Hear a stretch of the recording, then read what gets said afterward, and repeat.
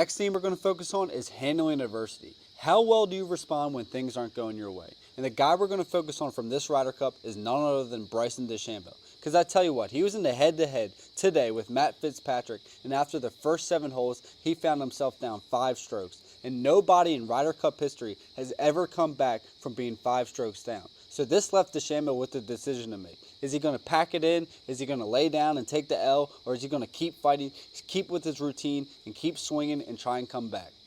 And the decision Dechambaeu made was very obvious, because not a single time, and I mean not a single time, did you see him ever out there looking sorry for himself. You didn't see him down there with his head down. You didn't see him pouting. Even when he was losing, he was still getting the crowd fired up. He was still getting himself fired up, and he just stuck with his routine. He didn't do anything fancy. He just kept to his technique, kept to the basic, and he just kept swinging and swinging and swinging. And guess what? The back 9 rolls around. He catches fire. Freaking on the flip side, when we look at Fitzpatrick, talk about the mental battle. When Dechambaeu went from 5 down to 4 down to 3 down, you saw Fitzpatrick really starting to crumble, and he was missing some easy shots, missing some easy putts. And what do you know? Dechambaeu comes back and ties this thing up on the 18th hole and has the biggest comeback ever in the Ryder Cup history.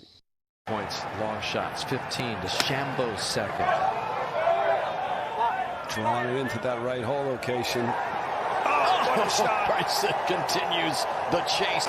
And this is really what separates the great athletes from the good athletes. I promise. It's guys who can stay off that emotional roller coaster. It's guys when they make a bad play, make a bad swing, whatever it may be, whatever sport it may be, they don't get too low on themselves. And it's guys when they make a big time play, they don't get too high on themselves. And I got 2 examples of this from my playing career. When I was playing on the road against Arizona, I was with USC. The game starts off, I miss a tackle and I give up an incompletion. And my response was, I threw it right away. I didn't focus on it. I was just thinking to myself, I'm just going to keep playing hard. I'm going to keep doing my job. And guess what? That game ended. I won the game ball. It was one of the best games I ever played in my life. And I won Pac-12 Player of the Week for the entire conference.